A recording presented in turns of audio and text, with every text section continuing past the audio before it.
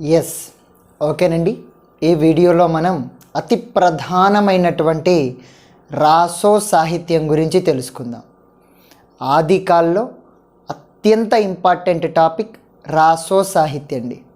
ఈ రాసో సాహిత్యం నుండి బిట్ లేకోకుండా ఎట్టి పరిస్థితుల్లో క్వశ్చన్ పేపర్ అనేటటువంటిది తయారు చేయబడదు. కాబట్టి అంత ఇంపార్టెంట్ అయినటువంటి ఈ టాపిక్ని ఎవ్వరే కానీ మిస్ అవ్వకూడదు. జాగ్రత్తగా వినండి. క్లియర్గా టాపిక్ వైజ్గా నీట్గా మనం నేర్చుకుందాం. సో కాబట్టి ఏంటంటే ఇది రాసో సాహిత్య,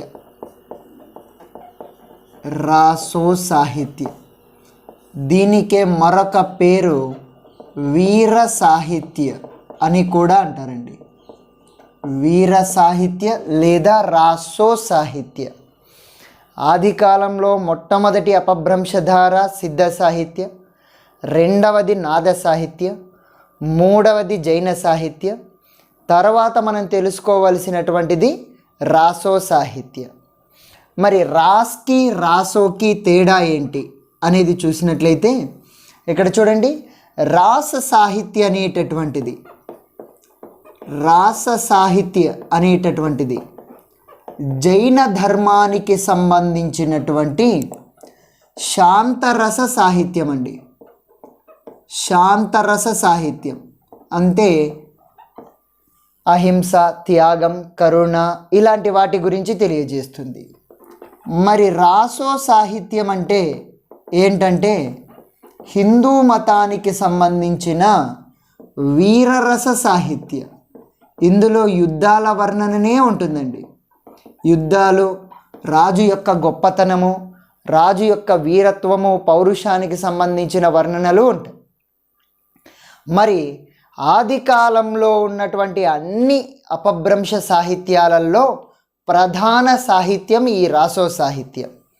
ఆది కాల్ కా సబ్సే ప్రధాన సాహిత్యం. ఏ కాలంలో అండి? ఆది కాల్ కా సబ్సే ప్రధాన సాహిత్యం. సబ్సే ప్రధాన సాహిత్యం ఏదంటే ఈ రాసో సాహిత్యం అండి. మరి ఆది కాలంలో రాయబడినటువంటి వీరరస గ్రంథాలన్నీ, యుద్ధాలను వర్ణించే గ్రంథాలన్నీ, రాజు యొక్క వీరత్వాన్ని, పౌరుషాన్ని వర్ణించే గ్రంథాలన్నీ అవన్నీ కూడా ఈ రాసో సాహిత్యం కిందకే వస్తాయి. आदि काल के लिखित वीर रचनाएं रासो काव्य के अंतर्गत आते हैं. आदि काल में लिखित वीर रचनाएं, ఏ రచనలండి? వీర రచనాएं. ఇవన్నీ కూడా रासो काव्य के अंतर्गत आते हैं. रासो काव्य में आते हैं. ఏ రచనలు? వీర్ అన్న రాసో అన్న ఒకటే. చాలామంది రాసో ఒకటే అయ్యి అనుకొని కన్ఫ్యూజ్ అయిపోతూ ఉంటారు. జాగ్రత్తగా గుర్తుపెట్టుకోవాలి. మరి తర్వాత ఆచార్య రామచంద్ర శుక్ల గారు దీని గురించి ఏం చెప్పారు? శుక్లజీ ఈ రాసో కావ్యాల నుండే హిందీ సాహిత్యం ప్రారంభమవుతుంది అని చెప్పాడు.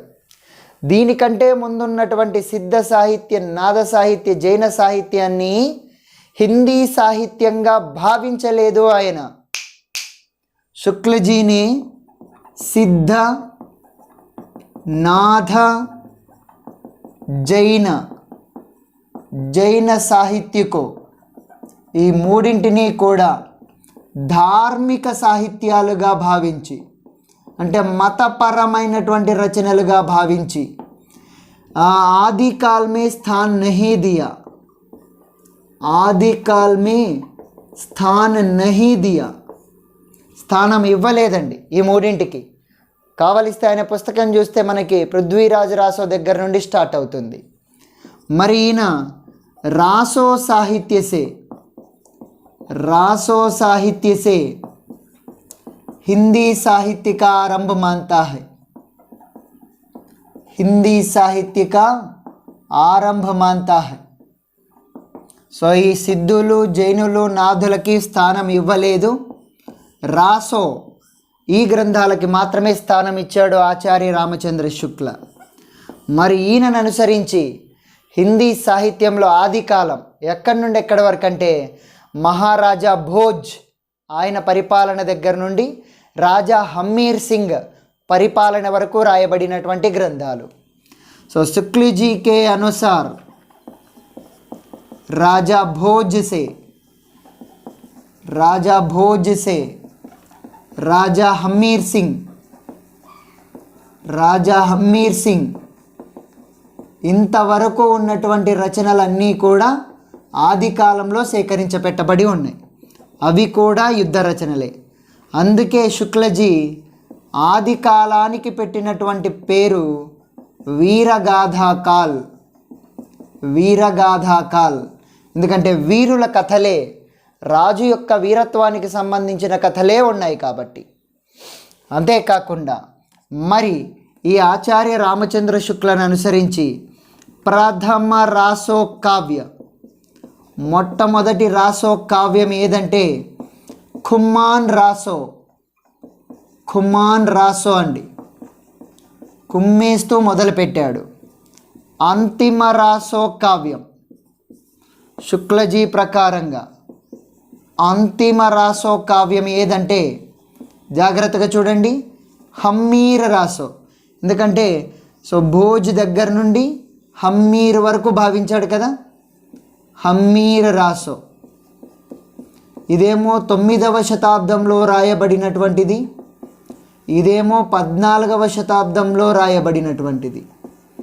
ఇక్కడి నుండి ఇక్కడి వరకు ఉండేటటువంటి రచనలన్నీ కూడా ఆది కాలం క్రిందికే వస్తాయి, వీరగాథాల కాలం క్రిందికి వస్తాయి అని చెప్పినటువంటి వ్యక్తి ఎవరండి?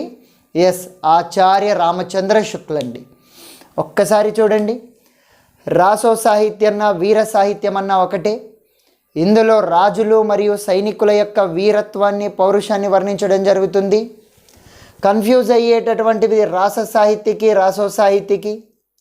రాస్ అనేది జైన మతానికి సంబంధించిన శాంతరస సాహిత్యం, రాసో అనేది హిందూ మతానికి సంబంధించిన వీరరస సాహిత్యం. ఆది కాలంలో మొట్టమొదటి అన్నిటికంటే ప్రధాన సాహిత్యం రాసో. ఆది కాలంలో రాయబడిన వీర రచనలన్నీ రాసో కావ్యాల కిందకే వస్తాయి. అన్నింటి పేర్లన చివర రాసో రాసో రాసో అనేటటువంటిది వచ్చి ఉంటుంది. మరి శుక్ల ప్రకారంగా సిద్ధులు, నాదులు, జైనులు హిందీ కిందికి రారు. కేవలం రాసో గ్రంథాలను రాసినటువంటి చందు బర్దాయి దగ్గర నుండి ఈ కవులు, ఈ చారణ కవులు మాత్రమే హిందీ సాహిత్యం క్రిందికి వస్తారు. ఓకేనండి. నెక్స్ట్ మరి రాజా భోజ్ దగ్గర నుండి హమ్మీర్ సింగ్ వరకు ఉన్నటువంటి రచనలన్నీ ఇందులో వస్తాయి. ఆది కాలానికి నా పెట్టిన పేరు వీరగాథాకాల్.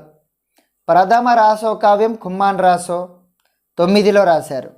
అంతిమ రాసో కావ్యం హమ్మీర్ రాసో 14లో రాశారు. మరి ఇప్పుడు అసలు ఈ రాసో అనే పదం ఏ విధంగా పుట్టింది అనేటటువంటిది చూద్దామండి. సో హెడ్డింగ్ పెట్టండి, విభిన్న విద్వానోं के अनुसार रासो शब्द की उत्पत्ति. हेडिंग राయండి, विभिन्न विद्वानों के अनुसार रासो शब्द की उत्पत्ति. హెడ్డింగ్ పెట్టారు కదా, ఇప్పుడు చూద్దాం ఇక్కడిని. ఎస్, చూడండి, విభిన్న విద్వానోं के अनुसार रासो शब्द की उत्पत्ति. మరి ఒక్కొక్కటి చూసుకున్నట్లయితే గార్సాదతాసి మరియు గ్రియర్సన్ ప్రకారంగా, గార్సాదతాసి ఇస్తవార్దలా లిటరేత్యురిందుయే హిందుస్థానీ రాశాడు కదా ఆయన, the modern vernacular literature of Hindustan. ఆయన గార్సాదతాసి మరియు రెండవ వ్యక్తి గ్రియర్సన్, వీరిద్దరి ప్రకారంగా ఈ రాసో అనేటటువంటి పదం రాజసూయి అనేటటువంటి పదం నుండి ఏర్పడింది. సో इन दोनों के अनुसार राजसूय शब्द से माना जाता है. ఈ పదం నుండి రాసో అనేటటువంటిది ఏర్పడినట్లుగా భావిస్తారండి, రాజసూయిసే. మరి రాజసూయ అనే పదం యుద్ధాల వర్ణనని తెలియజేస్తుందండి. ప్రాచీన కాలంలో రాజులు ఏదైనా యుద్ధానికి వెళ్ళేటప్పుడు రాజసూయ యాగం చేసి వెళ్ళేవాళ్ళంట. ఆ రాజసూయ నుండే ఈ రాసో అనేటటువంటిది ఏర్పడింది. చేసే యజ్ఞం రాజసూయ, చేసే పని యుద్ధం. రెండింటికి కామన్ పాయింట్ రాజసూయ, రాస అనేటటువంటిది. సో కాబట్టి युद्धों के वर्णन के लिए प्रयोग किया. వాళ్ళిద్దరూ ఈ పదాన్ని యుద్ధాలను వర్ణించడానికి ఉపయోగించారు. ఇద్దరు ఇంగ్లీషు వాళ్ళు కూడా రాజసూయ అనే పదం నుండే పుట్టింది అని భావించారండి. ఈయన ఫ్రెంచ్, ఈయన ఇంగ్లీష్. తర్వాత నరోత్తమ స్వామి ఈయనను అనుసరించి రసిక్ అనే పదం నుండి, రసిక్ సే మానా జాతా హై. రసిక్, నరోత్తముడు రసికుడు ఎవరంటే నరోత్తములు రసిక్ అనేది గుర్తుపెట్టుకోండి. నెక్స్ట్ తర్వాత హజారీ ప్రసాద్ ద్వివేదికే అనుసార్.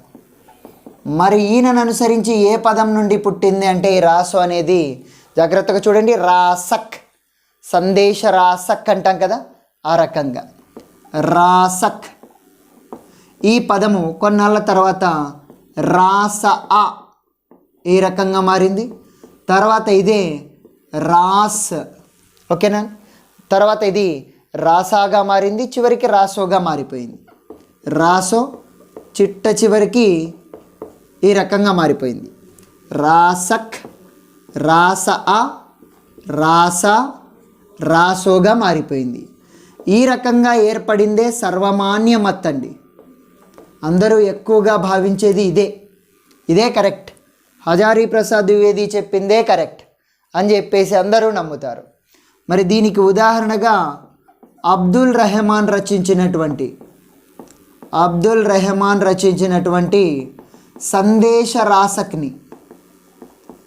సందేశ రాసక్ని ఉదాహరణగా చూపిస్తారు. సో हजारी प्रसाद द्विवेदी जी ने रासो शब्द की उत्पत्ति के लिए किस रचना को प्रामाणिक माना? సందేశ రాసక్. మరి ఈయనలాగనే రాసక్ అనేటటువంటి దాని నుండి భావించినటువంటి వ్యక్తులు ఎవరెవరు ఉన్నారంటే చూడండి. చంద్రబలి పాండే, విశ్వనాథ్ ప్రసాద్ మిశ్ర, హేమచంద్ర, గణపతి చంద్ర. చంద్రాలు వచ్చే వాళ్ళంతా అండి. సో చంద్రబలి పాండే,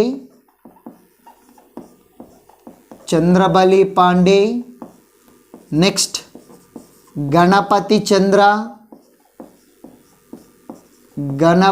చంద్రగుప్త, నెక్స్ట్ విశ్వనాథ్ ప్రసాద్ మిశ్ర, హేమచంద్ర, మూడవ చంద్ర రాద్దాం, హేమచంద్ర. సో అయిన తర్వాత చివరిగా విశ్వనాథ్ ప్రసాద్ మిశ్ర. సో చంద్ర, చివరిగా విశ్వనాథ్. ఈ నలుగురిని అనుసరించి కూడా బాగా గుర్తుపెట్టుకోండి, చంద్ర అనే పేరున్న వాళ్ళందరూ కూడా రాసక్ అనేటటువంటి దాని నుండే ఏర్పడిందని భావించారు. సో రాసక్ సే మానే హై.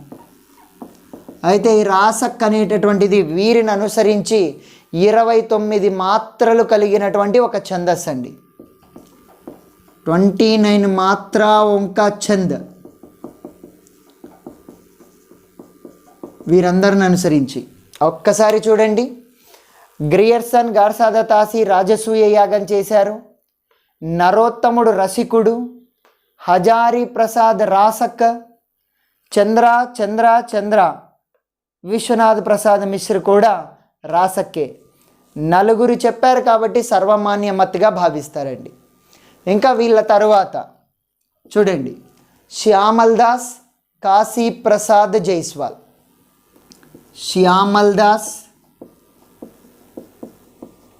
అదేవిధంగా కాశీ ప్రసాద్ జైస్వాల్, కాశీ ప్రసాదం.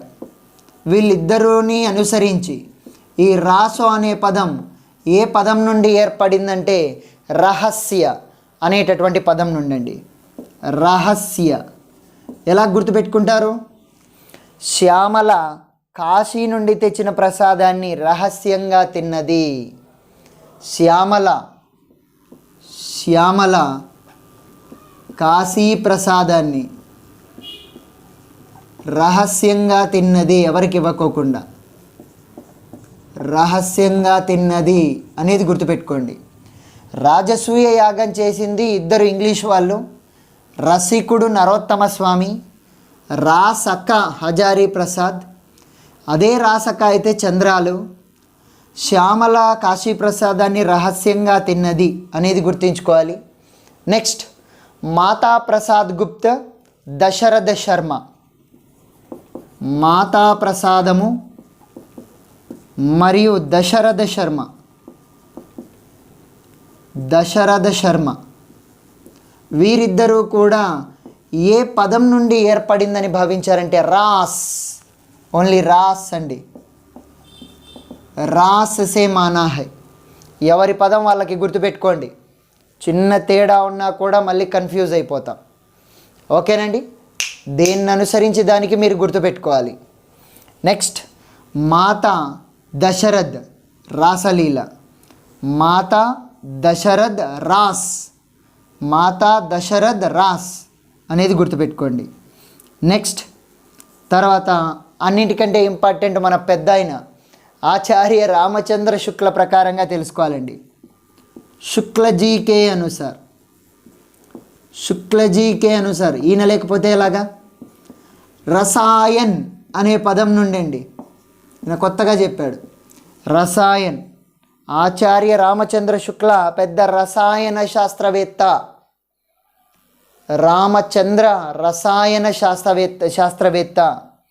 మరి ఈ రసాయన్ నుండి ఏర్పడింది అని చెప్పేసి ఏ గ్రంథం ఆధారంగా చెప్పాడంటే बीसलदेव रासो, बीसलदेव रासो के आधार पर.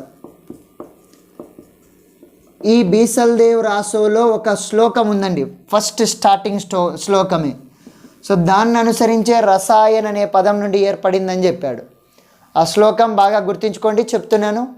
1200 బహోత్తరి మఝారి जेठ अवधि नवमी बुधवारी नाल्ह रसायन आरंभी శారదా తూహి బ్రహ్మకుమారి అనగా మొట్టమొదటి శ్లోకంలో ఈ బీసల్దేవ్ రాసోని రచించినటువంటి కవి అయిన నరపతి నాల్హ చెబుతాడు, రాస్తాడనమాట. ఏమని రాస్తాడంటే 1200 బహోత్తరి 1272లో నేను స్టార్ట్ చేస్తున్నాను.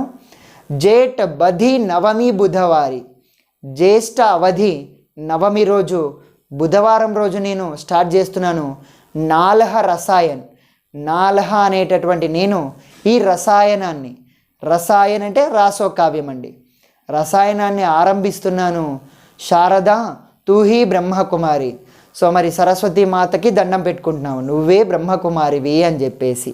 సో అది రాద్దామండి, చాలా ఇంపార్టెంట్, ఎక్కువ ఎగ్జామ్లలో అడిగాడు. నేను కూడా మొన్న మన టాలెంట్ టెస్ట్లో ఇవ్వడం జరిగింది. 1200 బహోత్తరి, 1200 బహోత్తరి जेठ बधि नवमी बुधवारी, బుధవారి నాల్హ రసాయన్. చూడండి ఇందులో వచ్చింది కదా రసాయన్ అనే పదం. నాల్హ రసాయన్ ఆరంభి, ఆరంభి పూర్తిగా రాయండి. తూహి శారదా తూహి బ్రహ్మకుమారి. కింద నరపతి నాల్హ అని రాసుకోండి. ఈ లైన్ని రచించింది నరపతి నాల్హనే కాబట్టి. నెక్స్ట్ సో ఇంతటితో శుక్లజీ అనుసారంగా మనం చూసాం. శుక్లజీ రసాయన్ నుండి పుట్టింది అనడానికి ఆధార గ్రంథం బీసల్దేవ్ రాసో. హజారీ ప్రసాద్ రాసక్ నుండి పుట్టింది అని అనడానికి ఆధార గ్రంథం సందేశ్ రాసక్. ఎవరిది వాళ్ళకు గుర్తుపెట్టుకోండి. మరి ఈయన తర్వాత నాగరీ ప్రచారిణీ సభ, నాగరీ ప్రచారిణీ సభ. ఈ సభను అనుసరించి రాస్ అనేటటువంటి పదం నుండే ఏర్పడిందండి. రాస్, ఆల్రెడీ రాస్ ఎవరు చెప్పారు? మాతా దశరథ్, నాగరి, ఈ ముగ్గురు కూడా. నెక్స్ట్ మరి హరప్రసాద శాస్త్రి, హరప్రసాద శాస్త్రి. సో ఈయన గురించి కూడా మనం రాద్దాం చివరిగా. హరప్రసాద శాస్త్రి, ఈయనను అనుసరించి ఏ పదం నుండి రాసు అనేది పుట్టిందంటే రాజయష్. రాజయష్, రాజు యొక్క యశస్సు, కీర్తి ప్రతిష్టలు. రాజయష్ అనే పదం నుండి అండి. ఇది చాలా ఎగ్జామ్లలో అడిగాడు. సంథింగ్ ఈయనొక్కడే డిఫరెంట్గా చెప్పాడు కాబట్టి. సో కాబట్టి ఎవరి పదం వాళ్ళకి గుర్తుపెట్టుకోండి. గార్సా గ్రియర్సన్, ఇద్దరు ఇంగ్లీష్ వాళ్ళు రాజసూయ యాగం చేశారు. నరోత్తముడు రసికుడు, హజారీ ప్రసాద్ రాసక్, చంద్ర విశ్వనాథ్ ప్రసాద్ రాసక్కే అండి. శ్యామల కాశీ ప్రసాదాన్ని రహస్యంగా తిన్నది. మాతా దశరథుడు నాగరి, ఓకే, నాగుపాములు దశరథుడు మాత రాస. శుక్ల అయితే రసాయనము, శుక్ల రసాయన శాస్త్రవేత్త. హరప్రసాద శాస్త్రి అయితే రాజయష్, యష్ అనే పదం నుండి అండి. మరి చివరిగా అందరూ కూడా చివరిలో రాసో శబ్దకి ఉత్పత్తి రస్ అనేటటువంటి నుండి ఏర్పడింది అని కూడా భావిస్తారు. సో కుచ్ లోగ్, ఇక్కడ 16వది మీరు కంటిన్యూగా రాయండి. నేను ఇక్కడ రాస్తున్నాను. కుచ్ లోగ్, కుచ్ లోగ్, अंत में, చివరగా, अंत में రస్ శబ్ద సే, కుచ్ లోగ్ రావాలి, अंत में అనేది రావాలి. రస్ శబ్ద సే రాసో శబ్దకి ఉత్పత్తి మానే హే. మరి రస్ అంటే ఏంటి? రస్ కా అర్థ హై ఆనంద్. ఇవి చదివితే మనకు ఆనందం లభిస్తుంది కాబట్టి సో రస్ అనేటటువంటి దాని నుండి భావించారు. సో ఎవరి ప్రకారంగా వాళ్ళది గుర్తుపెట్టుకోవాలండి. సో ఇంతటితో మనకి రాసో శబ్దకి ఉత్పత్తి కంప్లీట్ అయిపోయింది. ఇప్పుడు ప్రముఖ రాసో కావ్య గ్రంథాలు ఏమున్నాయి, సో వాటిలలో ఏవి ఏ వర్గానికి చెందుతాయి అనేటటువంటిది కూడా మీరు చూద్దాం. సో ఇవన్నీ మీరు క్లీన్గా గుర్తుపెట్టుకోవాలి. సో ఇప్పుడు ప్రముఖ కుచ్ రాసో కావ్య, ఎస్, కుచ్ ప్రముఖ రాసో కావ్య గ్రంథాలన్నీ, వీటిని ఒక ఆర్డర్ ప్రకారంగా మనం రాసుకున్నట్లయితే మొట్టమొదటిది ఏదని చెప్పాడో రామచంద్ర శుక్ల, ఎస్, ఖుమ్మాన్ రాసో. సో మరి ఇప్పుడు రాసో కావ్య, దీని యొక్క కవి,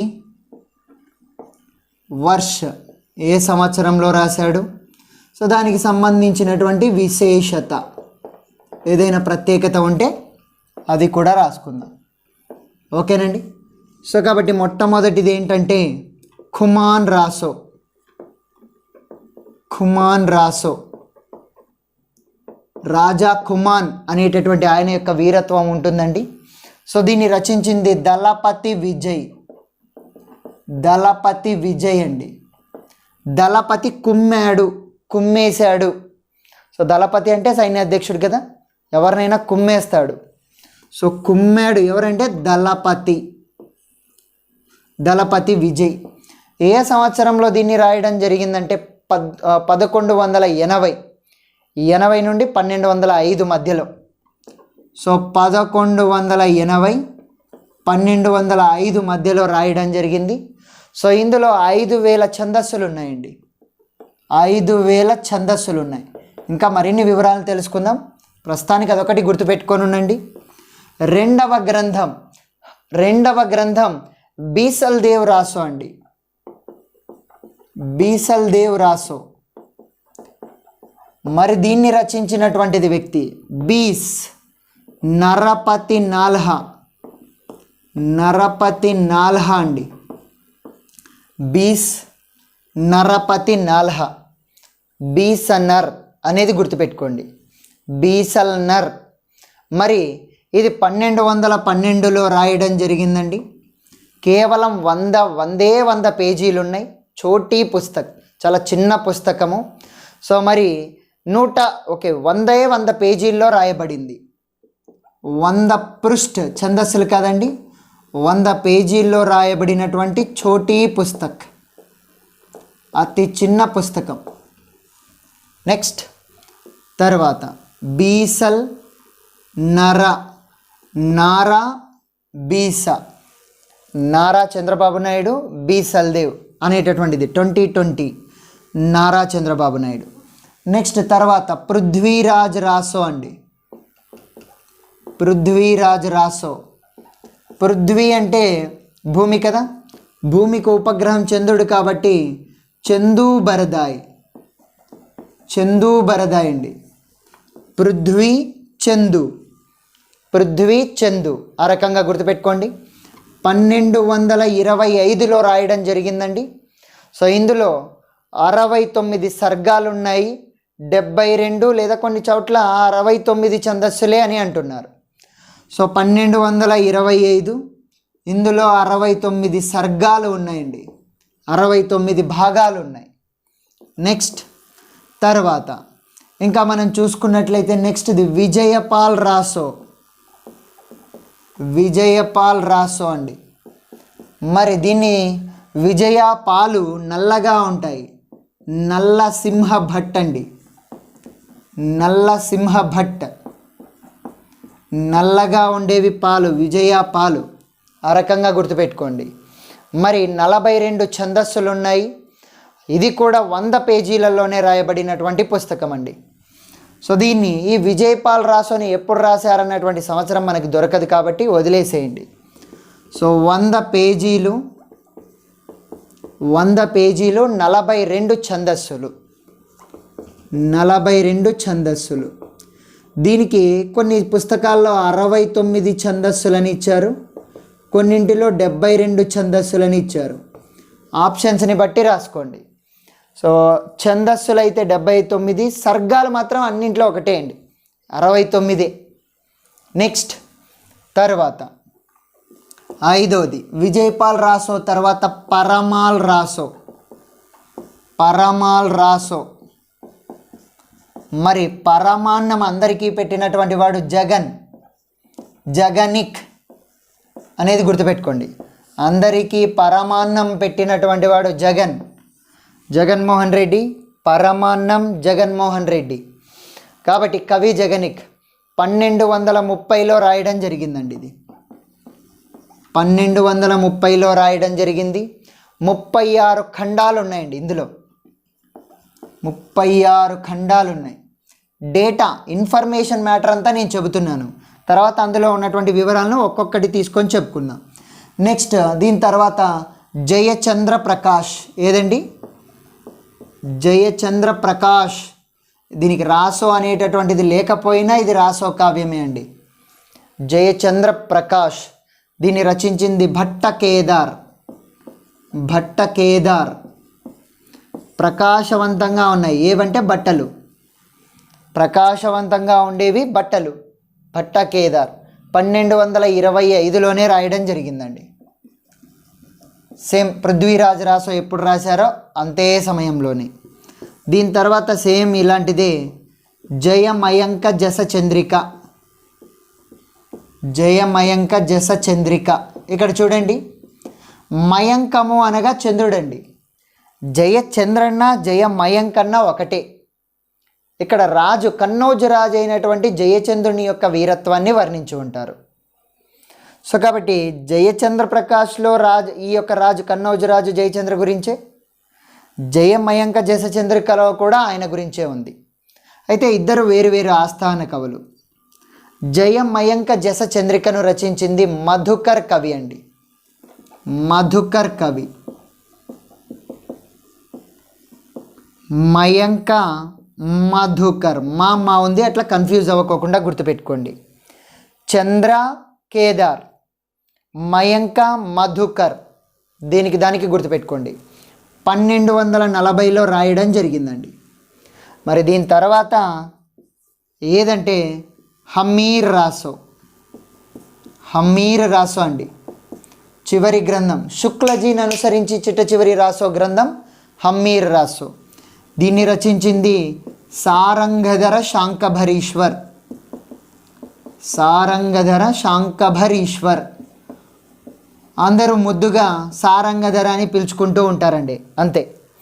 హమ్మీర్ సారంగధర, సారాన్ని హమ్మింగ్ చేస్తూ ఉంటాడు. హమ్మింగ్ అంటే పాడుతూ ఉంటాడు. దీన్ని సారాన్ని, ఆ పుస్తకంలోని సారాన్ని హమ్మింగ్ చేస్తూ ఉంటాడు. సారంగధర శాంకభరీశ్వర్. ఇది 1375లో రాయబడడం జరిగిందండి. శుక్లజీ ప్రకారంగా అంతిమం. దీని తర్వాత కూడా ఇంకా కొన్ని రాయడం జరిగిందండి. సో వాటిని గురించి కూడా తెలుసుకోవాలి మనం. అందులో ప్రధానమైనటువంటిది రణమల్ల ఛంద్ అండి. దీన్ని రచించింది శ్రీధర్ అండి. ఎప్పుడు రాశాడంటే 1454లో 70 ఛందస్సులతో రాశాడు. డింగల భాషలో వీరగీతంగా రాశాడు. సో 70 ఛందస్సులతో రాశాడండి. 1454లో 70 ఛందస్సులు. ఇదొక వీరగీతం అండి. వీరగీతం డింగల భాషలో రాయడం జరిగింది. సో ఇవి ప్రధానమైనటువంటి రాసో కావ్యాలు. వీటన్నింటి గురించి మనం ఎలాబరేట్గా తెలుసుకోవాలి. ఓకేనా? సో మరి ఒక్కసారి చూడండి, నేను కోడ్స్ని ఒక్కసారి రివిజన్ చేస్తున్నాను. కుమ్మింది దళపతి, సంవత్సరాలు అసందర్భ అంటే కన్ఫ్యూజ్డ్గా ఉంటాయండి. ఒక్కొక్క పుస్తకంలో ఒక్కొక్క రకంగా ఉంటాయి. అందుకే మనకి ఈ రాసో కావ్య గ్రంథాలపైన ఎప్పుడు ఏ సంవత్సరంలో అనేది మాత్రం అడగడం లేదు. సో కాబట్టి మీరు సంవత్సరాలు జస్ట్ ఒక్కసారి చూసుకోండి అంతే. సో రచనలు రచయితల పేర్లు మాత్రం కంపల్సరీ. బీసల్ 2020 గురించి ఆలోచించేసింది నారా చంద్రబాబు నాయుడు. పృథ్వీ యొక్క ఉపగ్రహం చందూబర్దాయ్. పాలు నల్లగా ఉంటాయి, విజయపాలు. పరమాన్నం పెట్టింది జగన్. ప్రకాశవంతంగా ఉండేది బట్టలు. మయంక మధుకర. హమ్మింగ్ చేసేది సారం తెలిసినప్పుడు. రణమల్ల శ్రీధర. రణములో శ్రీని ధరించాడు. సో ఇవి ఇప్పటి వరకు ఉన్నటువంటిది. ఇక్కడ గుర్తుపెట్టుకోండి, 69 సర్గాలు ఉన్నాయి పృథ్వీరాజ్ రాసోలో. సో ఇది చాలా ఇంపార్టెంట్ అండి. పరమాల్ రాసోలో 36 ఖండాలు ఉన్నాయి. ఇది కూడా చాలా ఇంపార్టెంట్. సో మిగతావి ఏమీ పెద్ద ఇంపార్టెంట్ ఏం కాదు, అయినా కూడా మీరు నేర్చుకోవాల్సిందే. మరి ఈ కావ్యాలన్నింటినీ మనం 2 భాగాలుగా వర్గీకరించవచ్చు. ఎన్ని భాగాలుగా? 2 భాగాలుగా వర్గీకరించవచ్చు. సో అందులో మొదటిది, రెండవది. చూడండి, మొదటివి వీరగీత కావ్యాలు. రెండవ వర్గాన్ని ప్రబంధ కావ్యాలు. వీరగీత కావ్యాలు, ప్రబంధ కావ్యాలు అనగా కరెక్ట్గా రూల్స్ని అనుసరించి ఒక వ్యక్తి యొక్క జీవిత చరిత్రను పుట్టినప్పటి నుండి చనిపోయేంత వరకు వర్ణించాలి. హీరోనే పెళ్లి చేసుకోవాలి. విలన్ ఉంటాడు. సో విలన్ కొన్ని రకాల ఆటంకాలు కల్పిస్తాడు. వీటన్నింటిని దాటుకొని హీరోయిన్ని పెళ్లి చేసుకోవాలి. ఇవన్నీ ఒక మూస ధోరణిలో ఉంటే అది ప్రబంధ కావ్యం అండి. లేదు చిన్న చిన్న స్టోరీల్లాగా, చిన్న చిన్న కథలు, సంఘటనలు, సన్నివేశాల్లాగా ఉంటే వీరగీత కావ్యాలు. కేవలం ఒక పోయంలో అతని యొక్క వీరత్వాన్ని వర్ణిస్తే అది వీరగీత కావ్యం. ప్రబంధ కావ్యం అనగా ఫుల్ సినిమా అనేది గుర్తుపెట్టుకోండి. వీరగీత కావ్యం అనగా ఆ సినిమాలో వచ్చే పాటలు లాంటివి. ఓకేనా? ఫుల్ సినిమా పాటలు, సన్నివేశాలు లాంటివి. ఇక్కడ చూడండి, వీరగీత కావ్యాల కిందికి ఏమొస్తాయి అంటే 4 రచనలు వస్తాయండి.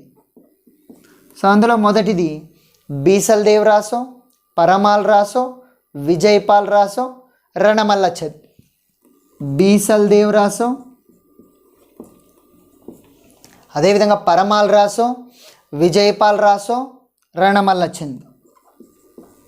పరమాల్, విజయపాల్ అన్నీ చూడండి.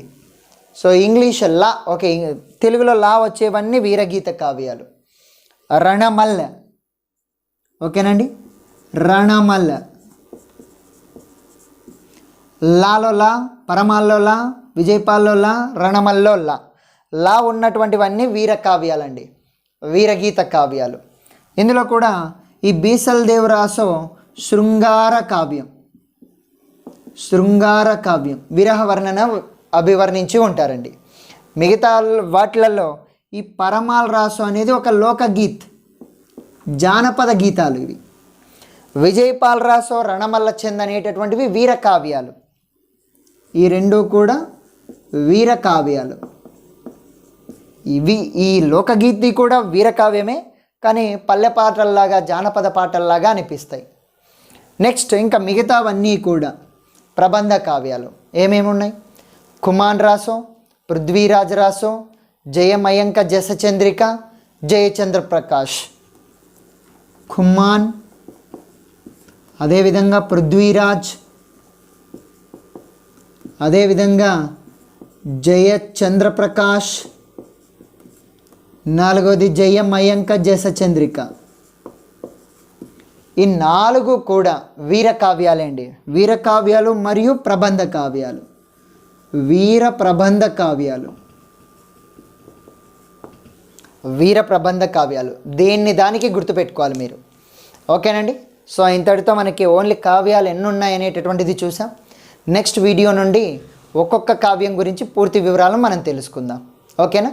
సో నేను ఏం చేస్తున్నానంటే ఫస్ట్ తక్కువ మ్యాటర్ ఉన్నటువంటివి మొదటగా చెప్పి ఈ ఎక్కువ మ్యాటర్ ఉన్నటువంటి పృథ్వీరాజ్ రాసోని చివరిగా చెప్తాను. మీరు మాత్రం ఈ ఆర్డర్లో గుర్తుపెట్టుకోండి. ఎందుకంటే రాసినటువంటి క్రమంలోనే మనం చెప్పుకుంటూ వచ్చాం కాబట్టి. ఓకేనండి. సో నేను నెక్స్ట్ వీడియోలో మొట్టమొదటిగా హమ్మీర్ రాసో గురించి తెలియజేస్తాను. సో జాగ్రత్తగా గుర్తుపెట్టుకొని ఉండండి.